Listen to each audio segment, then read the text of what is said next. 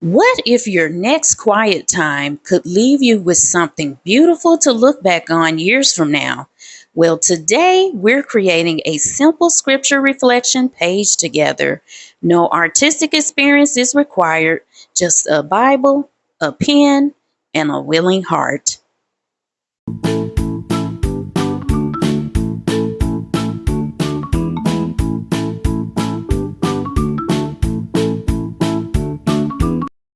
What's up, guys? It's your girl Tish Jenkins, and welcome back to the Creative Faith Chronicles.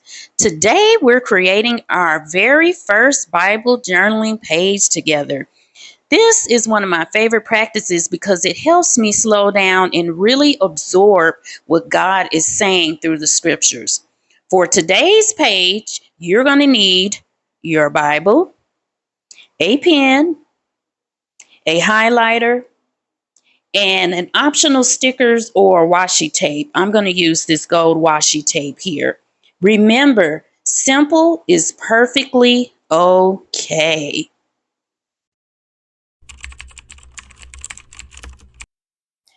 All right, guys, today we're going to examine one of my favorite. I think this is my absolute favorite scripture. And it can be found in First Corinthians 13, and it's going to be verses 4 through 8.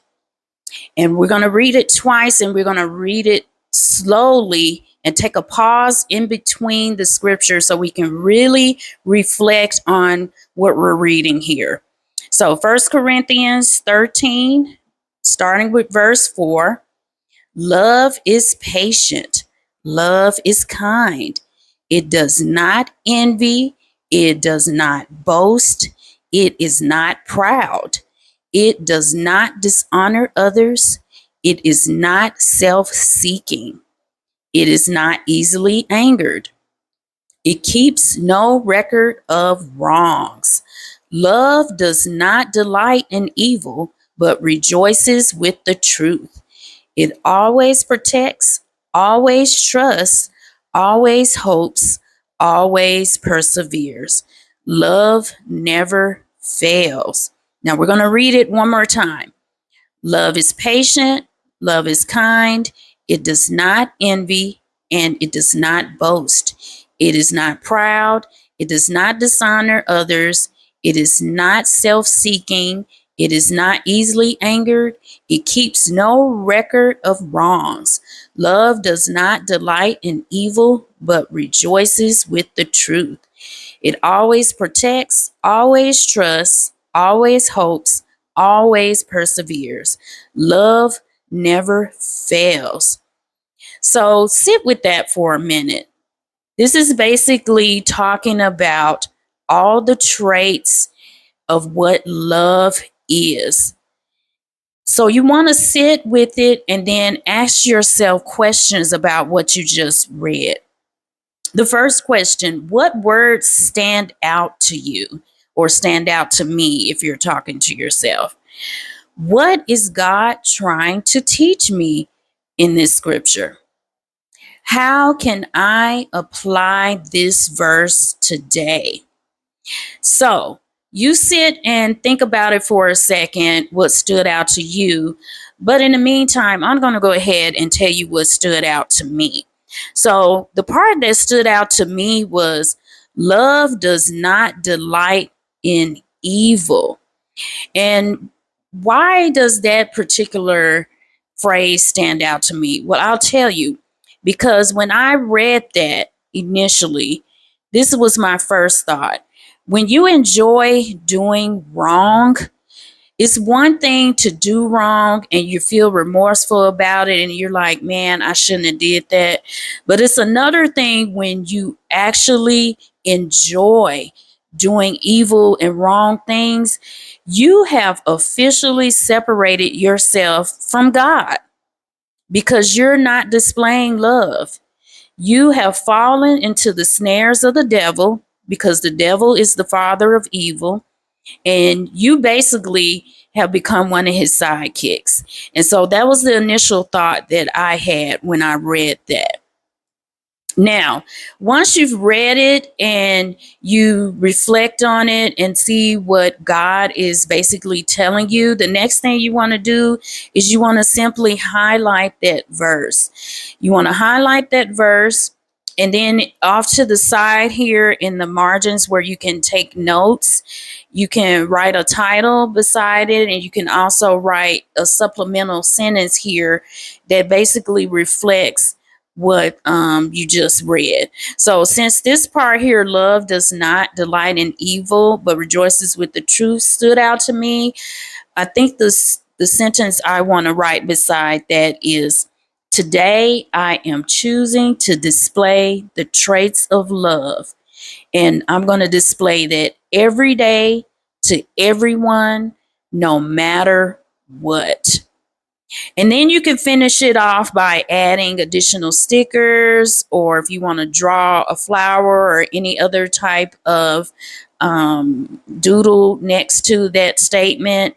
And like I said, you can use stickers or you can use washi tape to make a border and decorate it, or you can even do fancy lettering. However you want to decorate it and highlight it so it can stand out to you. Just whatever feels meaningful and whatever presses upon your heart to write here on that page, feel free to do so.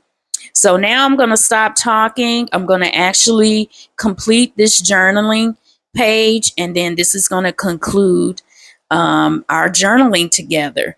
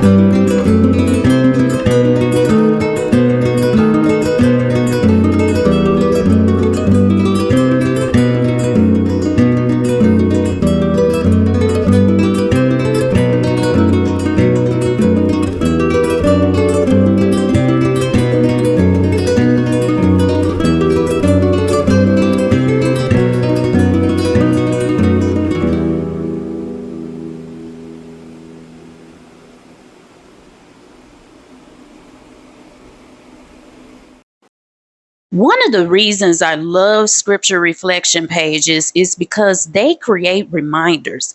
Months from now, when I return to this page, I'll remember what God was teaching me during this season. These pages become part of our faith journey.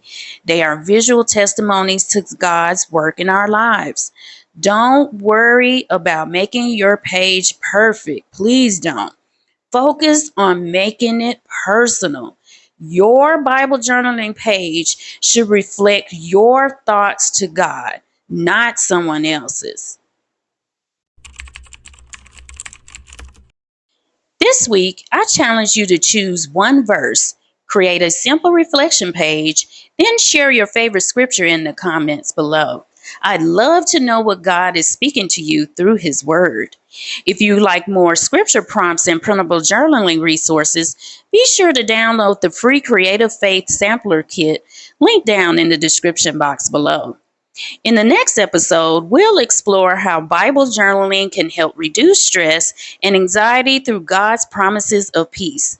And remember, creativity can be worship, and your quiet time does not have to be perfect. It simply needs to be intentional. This has been your girl Tish Dinkins signing off.